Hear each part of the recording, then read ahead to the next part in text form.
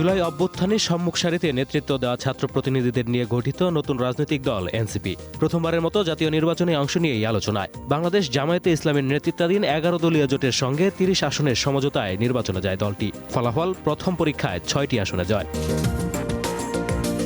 ঢাকা ১১ আসনের বেসরকারি ফলাফলে জয়ী হয়েছেন এনসিপির আহ্বায়ক নাহিদ ইসলাম। এই আসনে শাপলাকলি প্রতীকে তিনি ৯৩,৮৭২ ভোট পেয়েছেন। রংপুর ৪ আসনে এনসিপির সদস্য সচিব আক্তার হোসেন বিজয়ী হয়েছেন। তিনি পেয়েছেন ১,৪৯,৯৬৬ ভোট। তার নিকটতম প্রতিদ্বন্দ্বী বিএনপির এমদাদুল হক ভরসা। কুমিল্লা ৪ আসনে এনসিপির দক্ষিণাঞ্চলের মুখ্য সংগঠক হাসনাত আবদুল্লাহ বিপুল ভোটে জয়ী হয়েছেন। শাপলাকলি প্রতীকে তিনি পেয়েছেন ১,৬৬,৫৮৩ ভোট।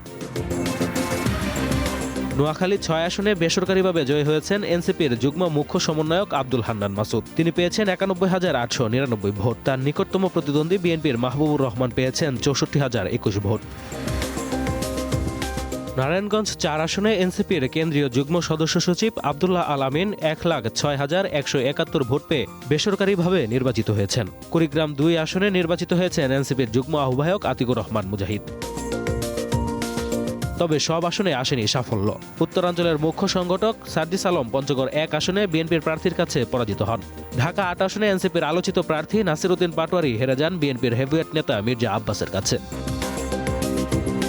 এদিকে জোট রাজনীতির সিদ্ধান্তে ভিন্নমত পোষণ করে এনসিপি থেকে সরে গিয়ে স্বতন্ত্র প্রার্থী হন তাসনিম জারা। তবে নির্বাচনী লড়াইয়ে তিনিও জয় ছিনিয়ে আনতে পারেননি। প্রথম নির্বাচনেই ৬টি আসন, সংখ্যায় ছোট হলেও রাজনৈতিক বার্তায় তাৎপর্যপূর্ণ। আন্দোলন থেকে রাজনীতির ময়দানে আসা এই তরুণ নেতৃত্ব এখন সংসদে কী ভূমিকা রাখবে, কিভাবে নিজেদের রাজনৈতিক অবস্থান সুদৃঢ় করবে, সেটি এখন দেখার বিষয়। Sanjit Hasnat, green news desk.